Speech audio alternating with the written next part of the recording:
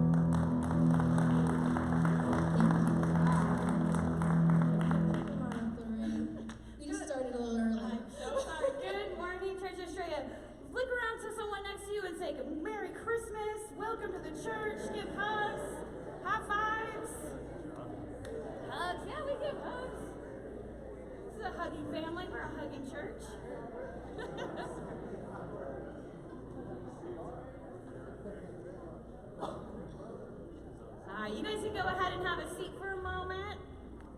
On your chair, you should have found a welcome card, and we would love you guys to take a moment and fill that out. If this is your first time here, you will actually get an email welcoming you and being able to pick from a charity of your choice that we will donate to on your behalf. If you've been here before, we still would like you to fill this out. Let us know that you're here. There at the bottom, there's a prayer request where the group here prays for you, prays with you. So please take your time and fill that out. Today is exciting. This is the last Sunday before Christmas. You guys ready? Oh my goodness. Woo! I know, there we go. I love it. See? When you guys came in, hopefully you guys saw we have beautiful little ornaments. Please feel free to take one. They are for you, a gift from the church. So make sure you grab one of those. They're on the welcome desk out there. Today is very exciting too. Our kids over here have the day planned. So Santa is over in the big kids church explaining to them who the real reason we are here for Christmas. And that Santa actually is the one that bends the knee. So it's very exciting. In little kid church where the toddlers are, Mrs. Claus is over there making cookies with them. So we will be taking lots of pictures and sharing them on our social media pages. We have a Facebook, TCE Kids, we've got TCE Church, so please make sure you look for all those pictures. Right after service, do not leave. When's the last time you took a Santa picture?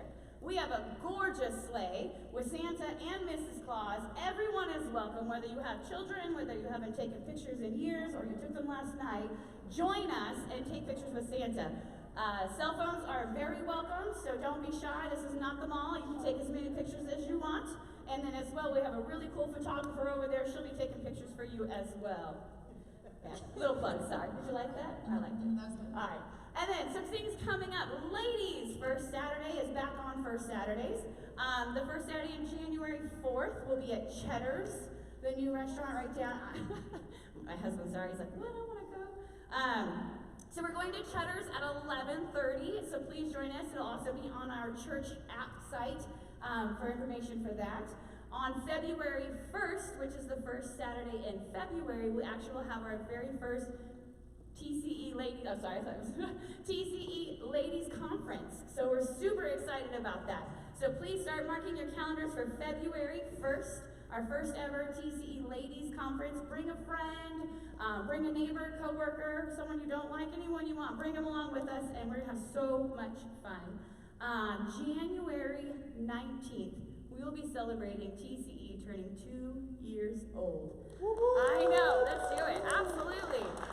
So we are going to have a great party and lots of fun celebrating our second birthday here. So please put that on your calendar as well. It'll be Sunday, January 16th.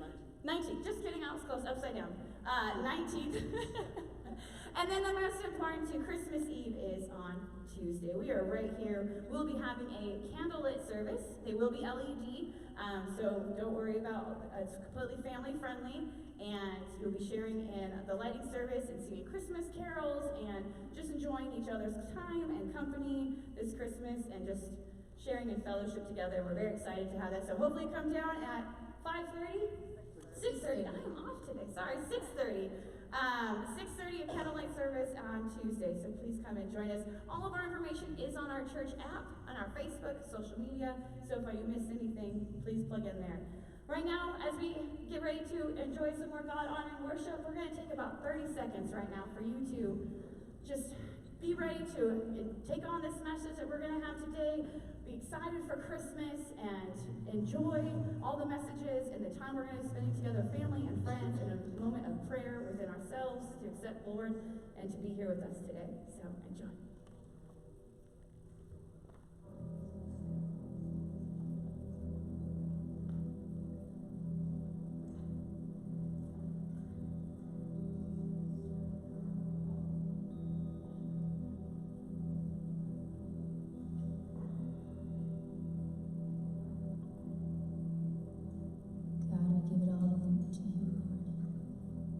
Praise your holy name, and we just lay it all down.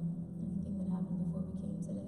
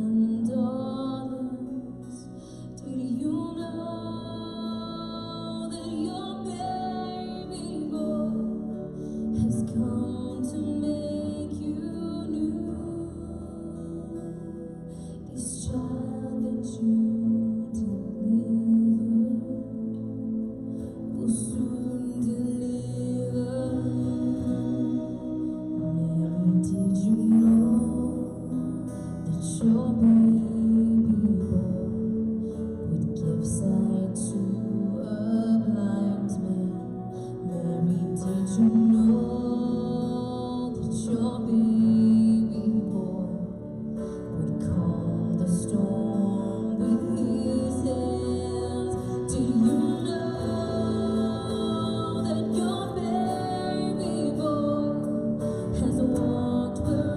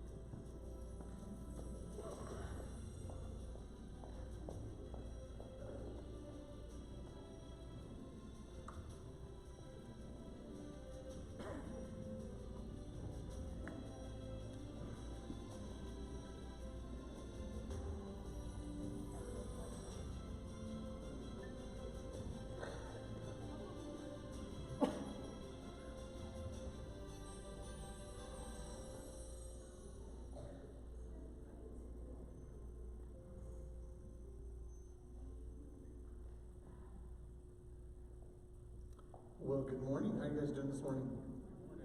Good, good. Hey, Brent, will you send somebody back to flip the house lights on for me? Yeah. Or, yeah, David, if you could walk back there. Either one of you is great. Hey, today we're finishing a three-part series that's called Before Christmas. Now, over the last couple of weeks, we have been reading through the Christmas story. And we've been reading through Matthew's account of the Christmas story. And we've seen some really unlikely Christmas persons inside of the story. In fact, these two guys, actually neither one of them were present at the actual Christmas event.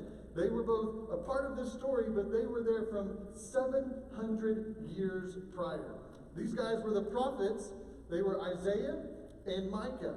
And they both recorded some sort of a prophecy about Christmas. So the first week that we had this series, we saw Isaiah, and he had a prophecy about when the baby was born. The baby was going to be born to a virgin, and of course we know her name to be Mary now, but he didn't have any idea. And then he told us this incredible thing about the baby, that it was going to be named Emmanuel, which meant God with us, God with us. And then Micah told us this same awaited one, this same baby that was going to come, the same king that was going to come, that one day it was going to be the one that, even though it was going to come from an insignificant place, right? Bethlehem is where he was going to be born, and Micah tells us that this is where it was going to happen, this really insignificant town. And last week we talked about that this insignificant place had less than probably 700 people that lived in it.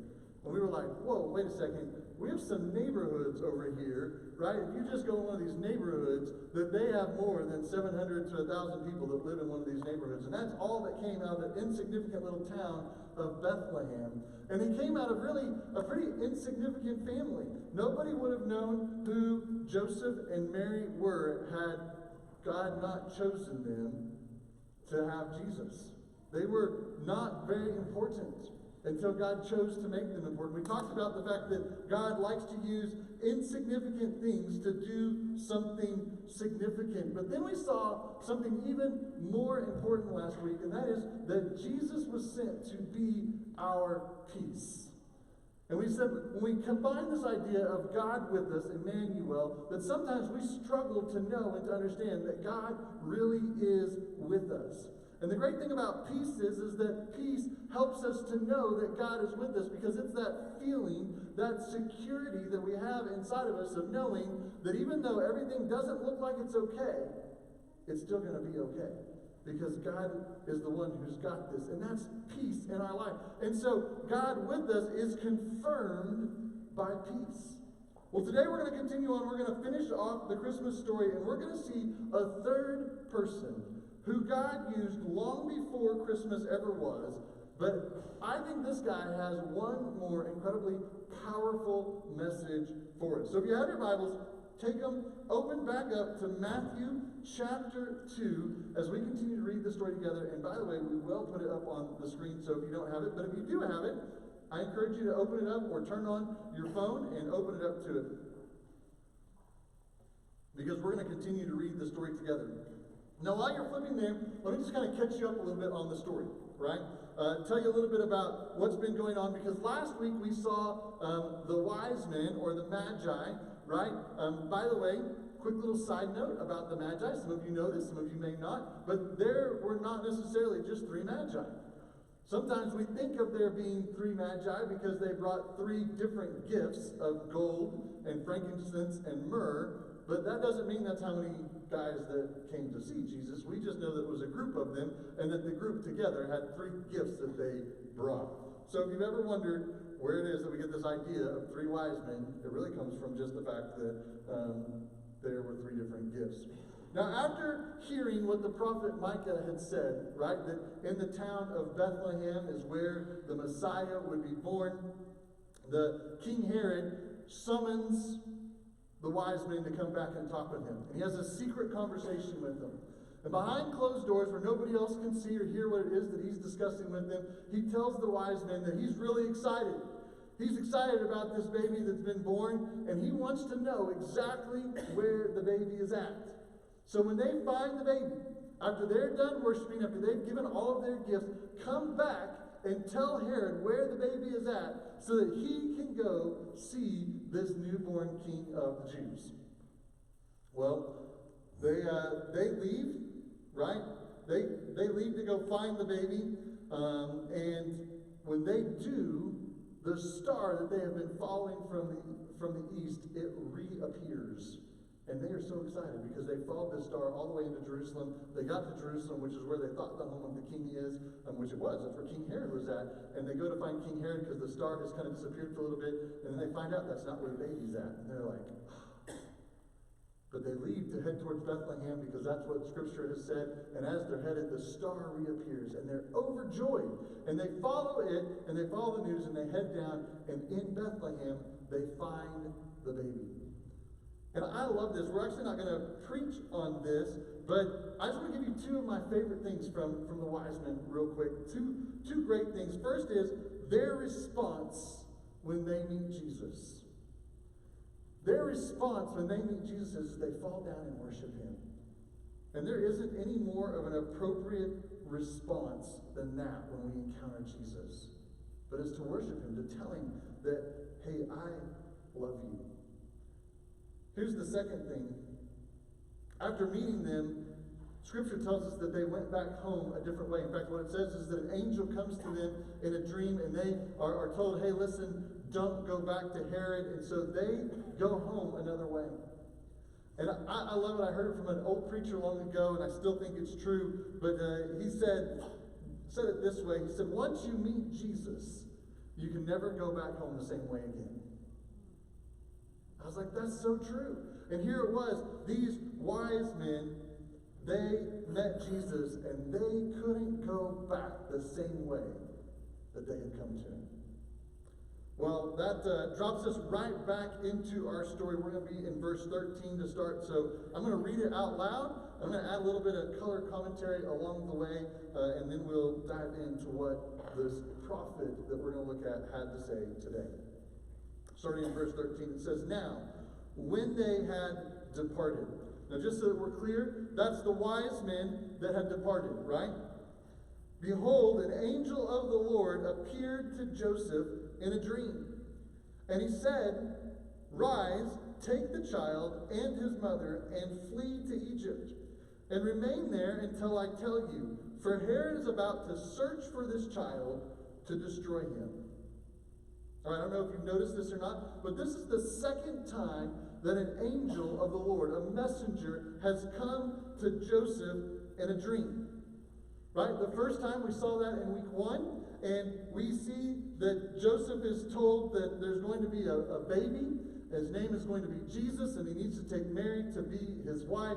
And Joseph gets up from that dream, and he goes and he continues to have Mary as his wife. And at the end of chapter 1, we find that the baby is born, and Joseph calls his name Jesus. Right?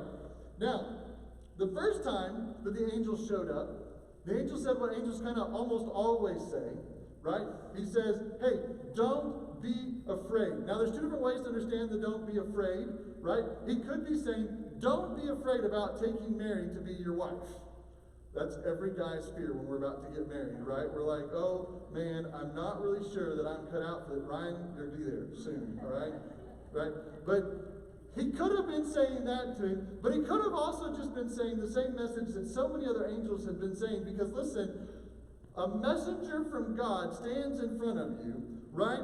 And he is whitewashed with the holiness of God because he sees God, he interacts with God. And when Moses in the Old Testament has this moment of interacting with God, the people had to shield themselves from Moses because of the glow that he had. So if you could imagine, out of nowhere, something appears like that you don't really know, you don't really understand, I think I would be afraid. And so usually the angel says, don't be afraid. But this time, the second time that it happens, right, he doesn't say that. In fact, it's almost like this time he shows up and he's like, hey, Joseph, good to see you again, right? Like, we go way back. Like, a couple years ago, I was here and I gave you a cool message. I'm glad to see that you listened to that one, by the way. Pretty cool thing going on, right? Jesus was born. Some cool stuff happening. You've had, like, some angels singing. You've had, like, shepherds come to see you. And these guys that just left, some wise men, they brought some pretty cool gifts, right? Told you this was going to be awesome.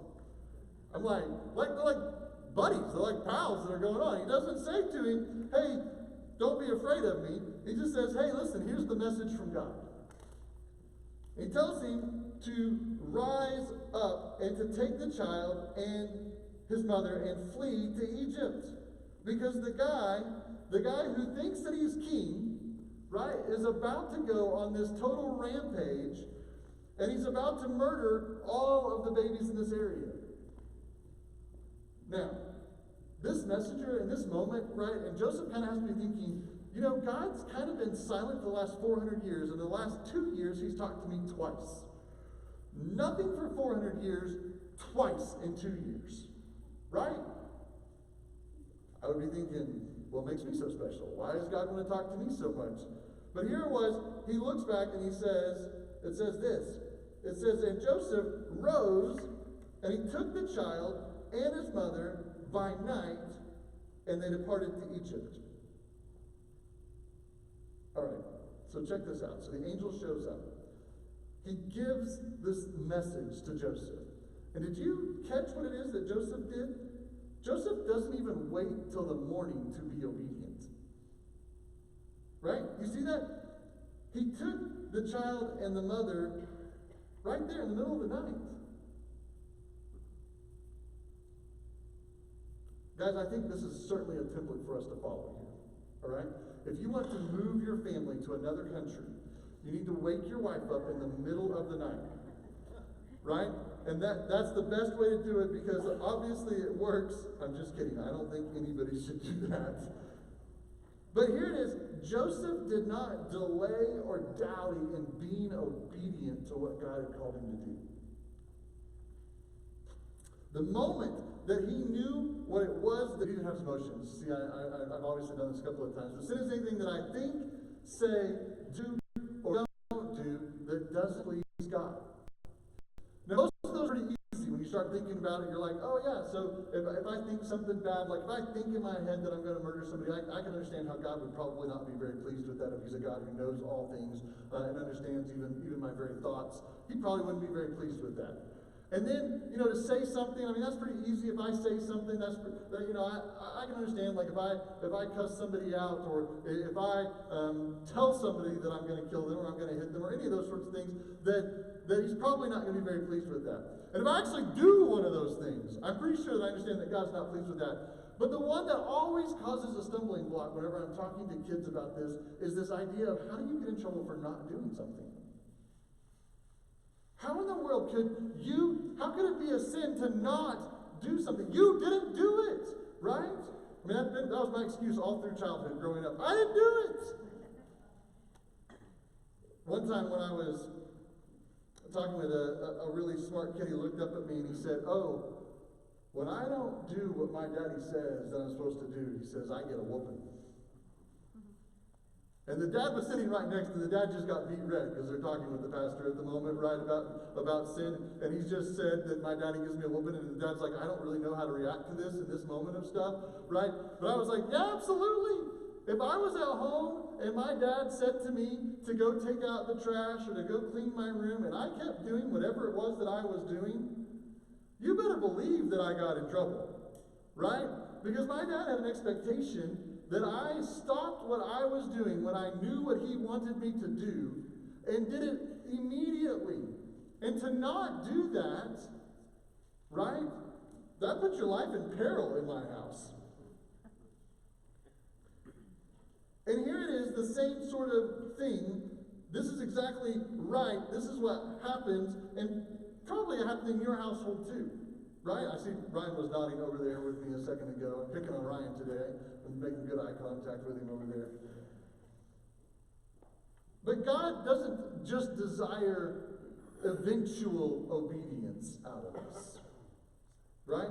He doesn't just want us to eventually do what it is that we're supposed to do. He wants us to do immediate obedience. When we understand what God wants us to do, we're supposed to do it. Right then. Now sometimes we know what God wants us to do and we're not sure we want to do it. Ever been there? Oh yeah. This week, let me tell you a story from my own personal life this week. This week I was at my family's favorite restaurant, Taco Bell. It's their favorite. It's cheap on the wallet. It works well. While I was in Taco Bell getting our food and waiting for it to be ready, there was this lady, and she had 3 kids with her. And the lady seemed somewhat distraught. She was standing, the 3 kids were sitting, the kids were all fussy about everything, and while I was standing there waiting for my food for an eternity, it always seems like when God's talking to your heart, things take a whole lot longer. And I was standing there, and God was like, "Hey, you need to minister to this lady." I was like, "God, I'm waiting on some food to take to my starving family right now." Right? This highly nutritious meal. I didn't want to do it. I had 18,000 other things that were on my mind that I wanted to do. And so I'm standing there, and the food's still not coming. And God still, I was like, "But, fine. So I leaned over, because there were some other people that were waiting on food, and I didn't want to make a scene about anything. And so I whispered in her ear, I was like, "Hey, is everything okay?" She looks at me, and she says, yeah, everything's fine. She's like, "I'm just waiting on a cab to help me to get back home, and the kids are just restless because the cab hasn't shown up yet." All right, fine. Food shows up. I walk out the door. I'm halfway to my vehicle, and God's like, "You didn't listen very well, son." He's like, "I want you to do something." And I was like, "Oh, what do you want me to do?" So I reached in my wallet and took out a $20 bill. And I don't tell you this to say, "Yay me." But I walked back inside, and I looked at the lady, and I said, "Listen, I don't know if you believe in God, but I do." I said, as I was walking out, God very clearly told me to come back and just bless you with this $20 bill. I want you to have a Merry Christmas, and I walked away. As I walked away, I know that her eyes were filled up with tears, and I have no idea what was going on in her world, on what things were there, but I know that that's what God wanted me to do, and that's what I was supposed to be obedient about, because I was able to get in my car and drive away after it was done.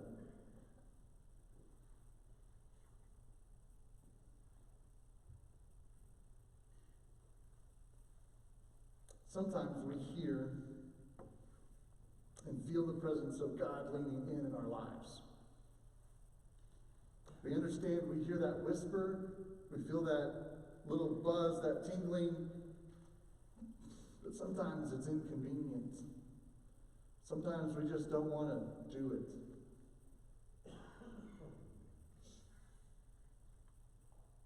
Eventual obedience may still be obedience, but immediate obedience is what's pleasing to God.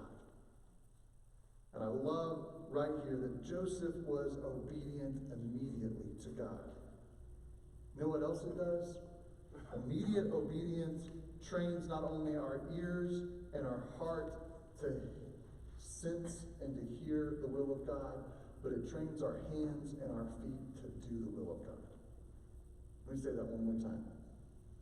Immediate obedience not only trains our ears and our heart to hear and to sense the will of God, but it also trains our hands and our feet to do the will of God. So let's continue on. And he remained there. That's Joseph. We pick back up with the story. Joseph remained there with his family in Egypt until the death of Herod. I love that statement too. Because check this out. Joseph continued to do what the last thing was that God told him to do. You ever heard God tell you to do something, you do it, and then you're like, now what, God? Now what? What do you want me to do next? What do you want me to do next? Where do you want me to go? What do you want me to do? God's like, listen, I just told you what I wanted you to do. Keep doing it. Keep staying where I put you at. Keep being a part of what it is that I asked you to be a part of. I struggled with this one growing up. Right? My parents, and I believe the same thing, but they believe that you're called to become a member of a church. You look for a church and listen for God's calling to say, this is the place where you're supposed to join the fellowship of what God is doing and what he is building, and you join in with what God is doing. It has nothing to do with who the preacher is, it has nothing to do with how the music is going. You look and listen for where God says that you're supposed to be as a member, as a part of the body of Christ. And growing up, I remember a time when things were really tough at the church that my family was a member at. And I had a conversation with my dad about, why don't you just leave? Why don't we just go somewhere else? If it's not working right, if things aren't good, why don't we just go somewhere else? And my dad looked at me,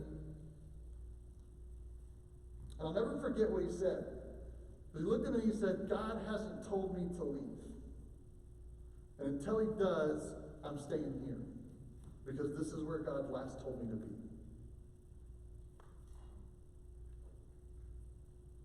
My dad understood the same thing that Joseph understood, and that is that you keep doing whatever the last thing is that God told you to do until God tells you to do something different. And then when God tells you to do something different, you do that. It doesn't matter what you used to do, it's whatever God just told you to do. Even if things weren't great, even if you don't like how the leaders are, even if you don't, whatever. If God's called you to be somewhere, to be engaged somewhere, to be involved somewhere, then he has a reason for it that's well beyond any of those things that you do or don't like. I'm pretty happy to say that just last year my parents celebrated 25 years of being a member of that church. Same church. Because God called them to be there, and they understood that they're supposed to stay and do the last thing that they knew that God called them to do.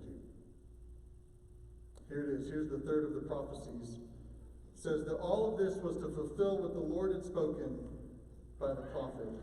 Out of Egypt I called my son. Let's pray.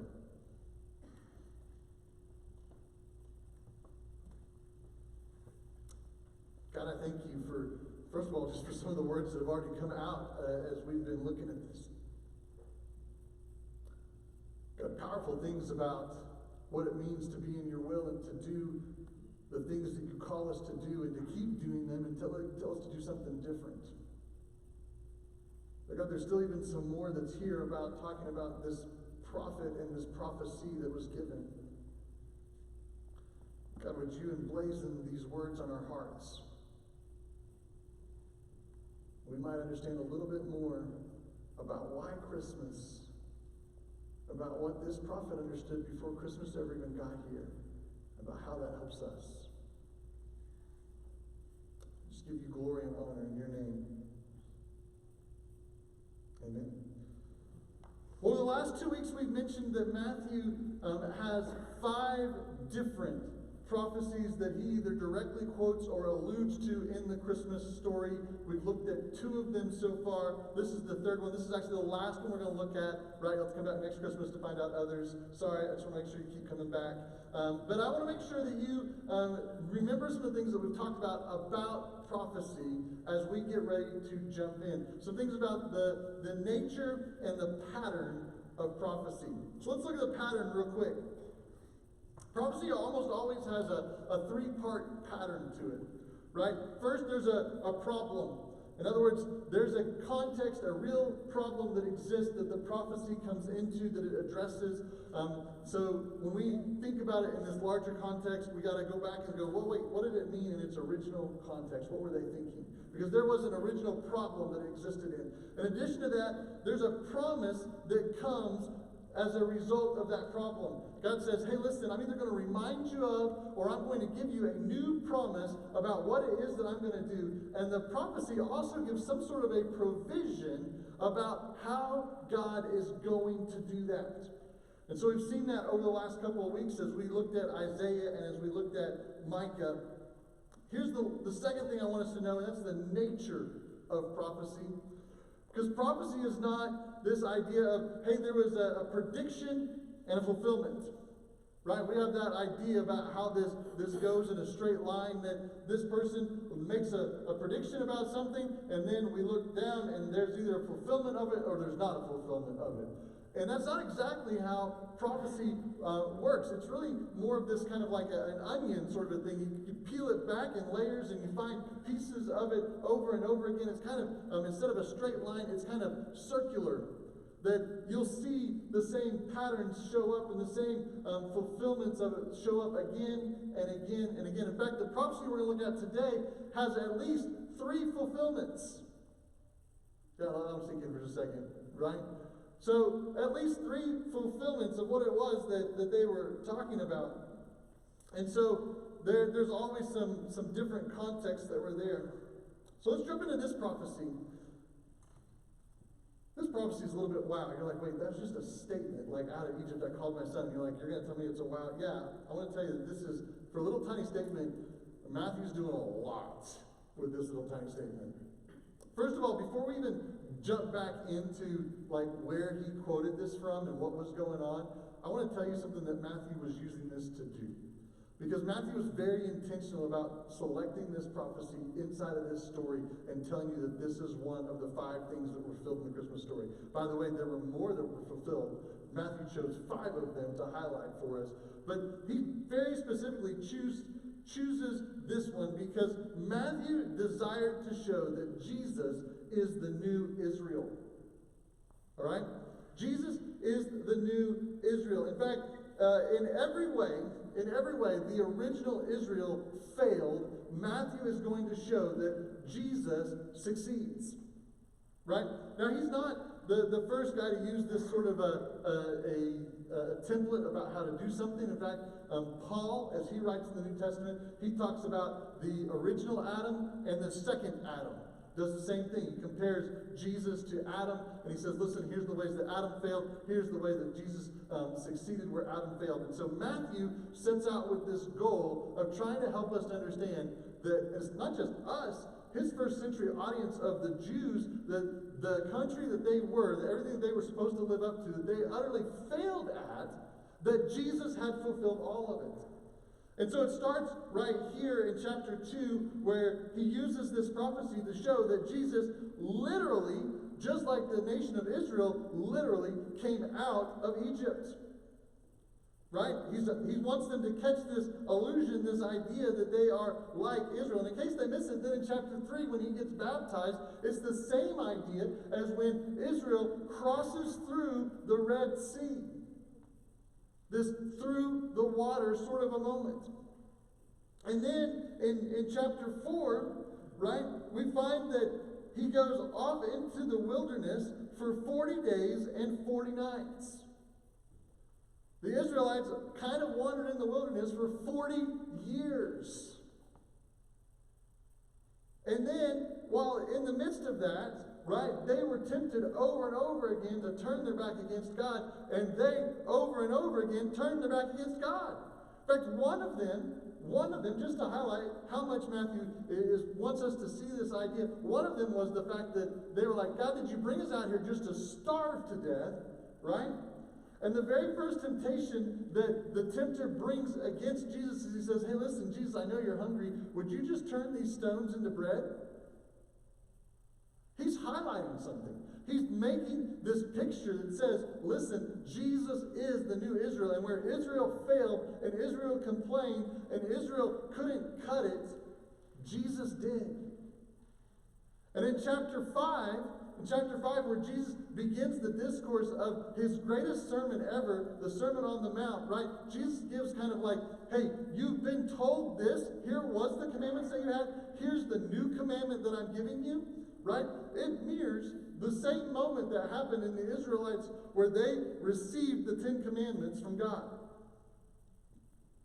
And so Matthew has a really purposeful reason for using this, that he wants everybody to understand that Jesus is a fulfillment of everything that the Jews never could be as a nation. Huge. Here's the second thing. Matthew was intentional about using Hosea. By the way, all my ladies, you should be excited about this. Most of you just finished a long study on the book of Hosea. And he uses Hosea very intentionally. Now, Hosea was a contemporary of both Isaiah and Micah, 700 years before Jesus. Hosea, though, he prophesied mainly to the northern kingdom. If you've been here the last 2 weeks, we've talked about the fact that the kingdom split. There was a southern kingdom, Judah, and there was the northern kingdom, and there were 2.5 tribes in the south, 9.5 in the north. Some people tell you it's 2 and 10, but if you look it up, there's one that kind of goes halfway both sides. So I call it 2.5 and 9.5. So he was working with that northern tribe, and that northern tribe had done everything to turn their back on God. Right? In fact, in the series of time when when Hosea is prophesying, he's preaching to them. They have a series of king after king after king, that the way they come into power is that one king killed the other king, right, to become the new king. And it happens over and over and over again. It was just all kinds of wickedness that was going on.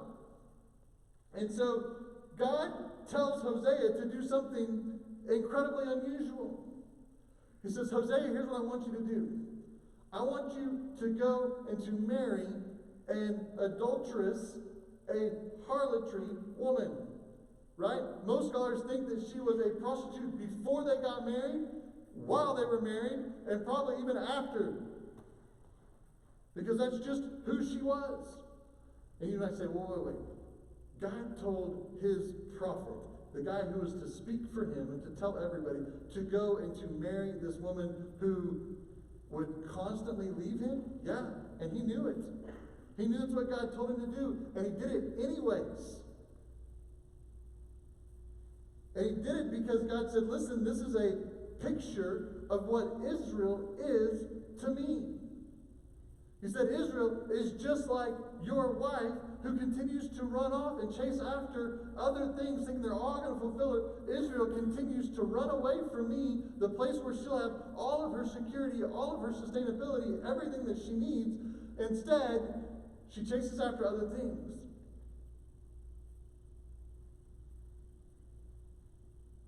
But God had chosen Israel, even though Israel was pining after other gods. Now, I love this, by the way. Hosea's name means salvation. Salvation. And his demonstration of love and of choosing of his wife was her salvation. And Matthew, just by quoting this verse from Hosea, pulls all of this up to the forefront. He's dredging all of this up. But then he takes it one step further by quoting this verse, because Hosea in quoting it, is talking about a time when Israel was in captivity in Egypt. Right? It's a story that really the only way we can really kind of relate to how impactful and important this story was in the life of their country is to go back to what we talk about and how we view the Revolutionary War. We have stories about George Washington and about Paul Revere and about the Tea Party and all of these things that seep into our culture and help to make us who we are. And this story of the Exodus, right, of Israel being called out by God, out of their captivity into the freedom of becoming a nation, has the same impact on their nation that the Revolutionary War has on ours. Just to give you a little bit of context.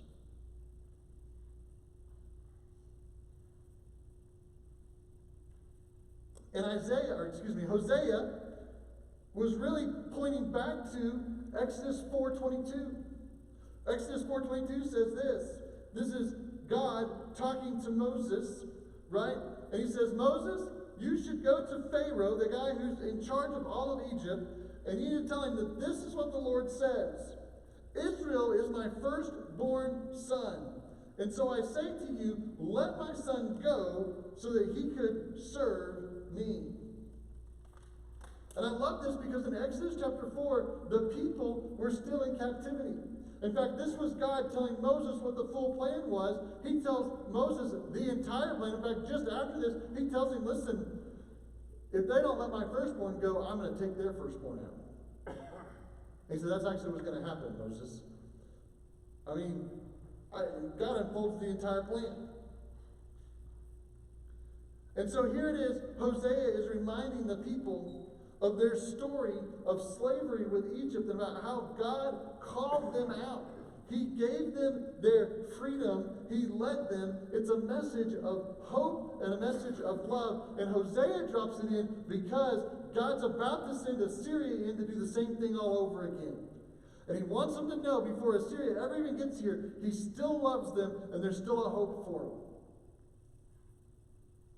And I love how the ladies' ministry that they did the Hosea study, the author Jennifer Rothschild puts it this way. Hosea is really all about one thing. It's about God's unfailing love changing everything.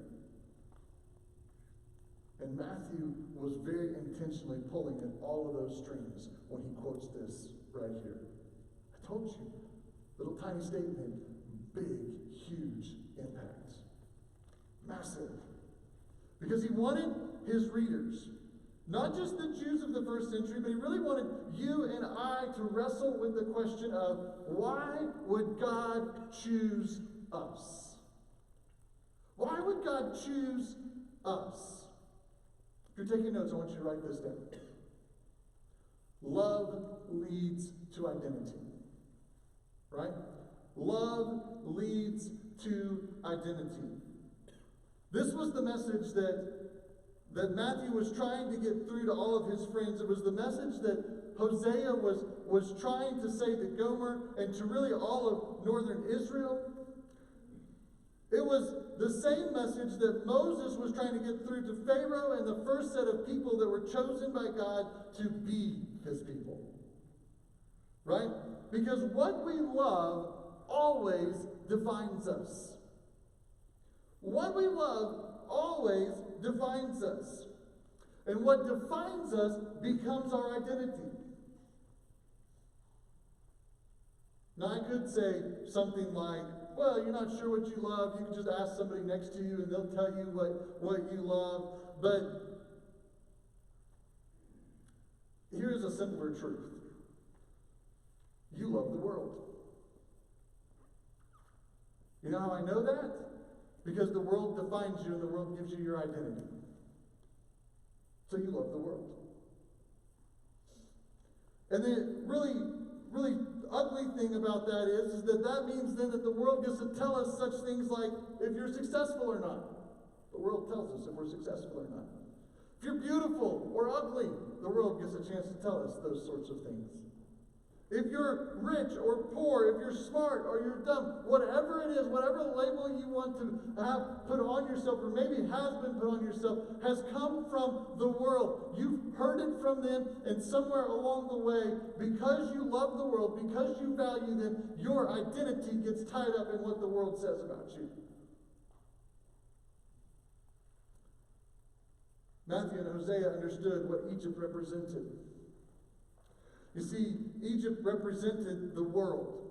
It represented whatever things, whatever places, whatever vices hold us captive and prisoner today.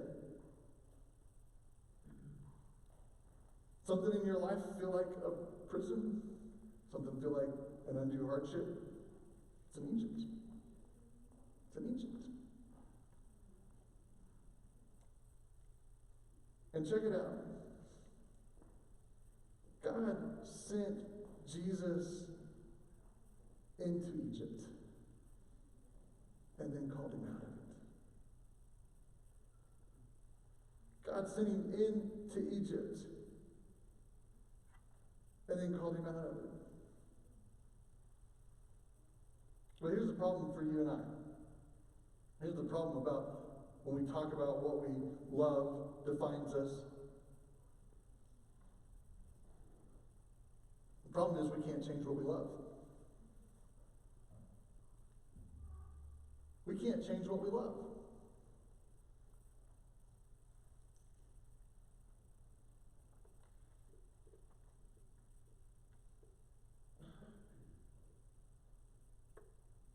That's really hard, isn't it? You'd like to be able to change what you love. You'd like to be able to say, well, I'll just love God. I can change what I can't. It's impossible.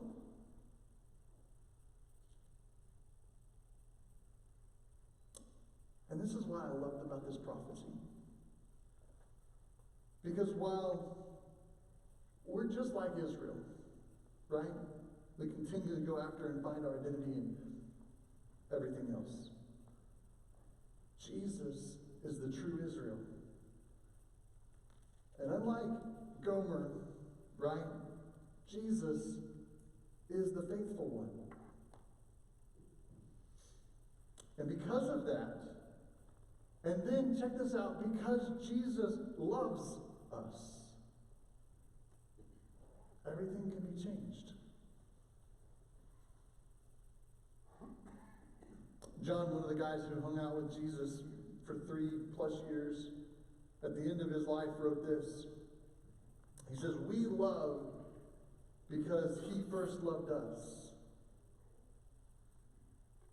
In other words, because of Jesus, because he loved us and he was called out of Egypt, because he existed on the outside of it and he could set us free from whatever it is that was defining us, we can change our identity. Actually, we can't, he can.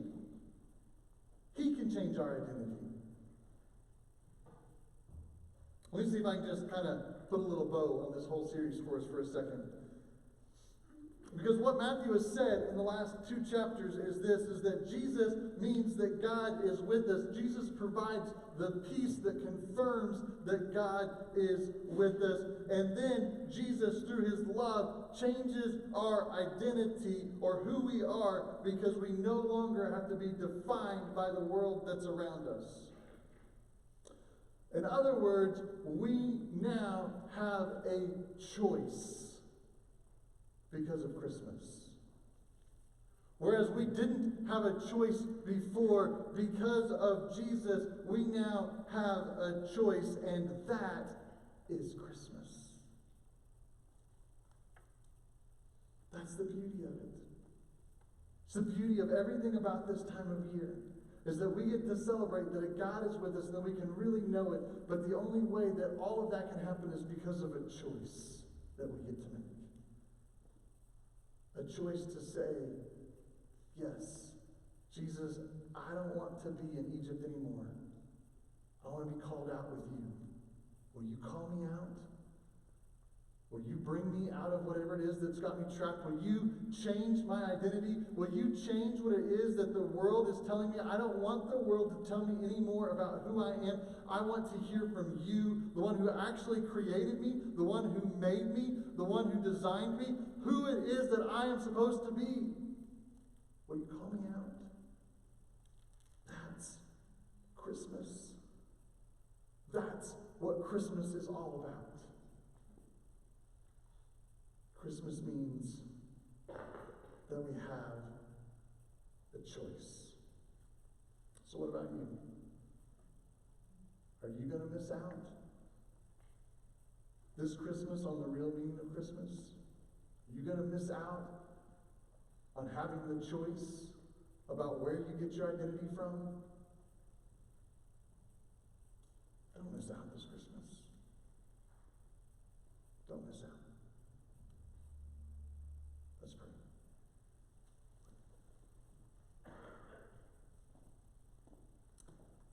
God, I thank you for just a huge, huge truth. So thankful that you called Jesus out of Egypt. First of all, I'm thankful that you threw him into Egypt. I'm thankful that you had Jesus come into this world. God, a world that is broken, a world that is filled with sin. God, it's hard to argue against that. We look out and see the brokenness of this world all the time. But God, at Christmas time, I see a glimpse. I see a glimpse of a different world. A world filled with your peace. A world filled with your presence.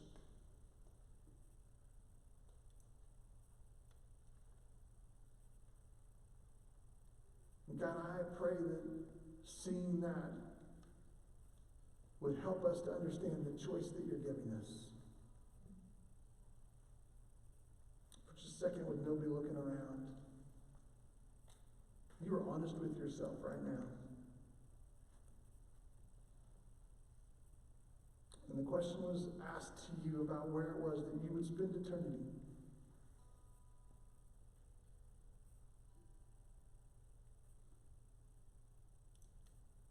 Do you know? God sent Jesus to give you a choice. A choice about where it was that you would spend eternity. You don't know the answer to that choice. At the end, I'll be at the back, standing there, and I would love to share with you about how to know Jesus and to have your life defined by something totally different. God, I give you all of the glory and the honor as we continue in your name. Amen. Hey, just a moment, our ushers are going to come forward for our time of offering. If you are a first-time guest with us, please take a moment, fill out that welcome card. That's all that we ask from you, is that you would slide that back into the offering.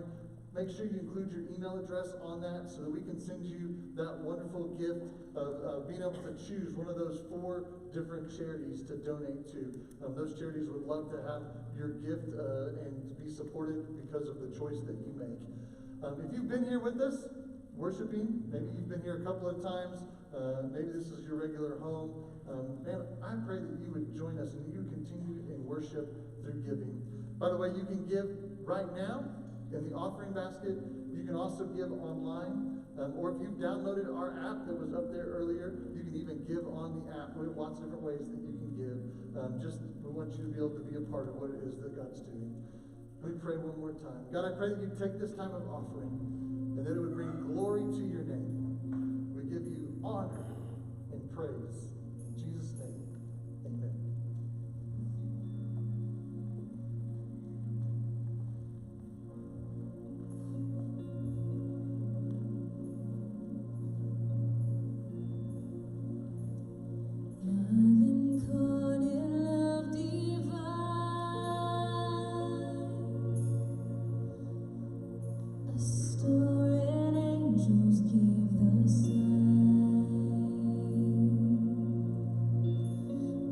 To be born.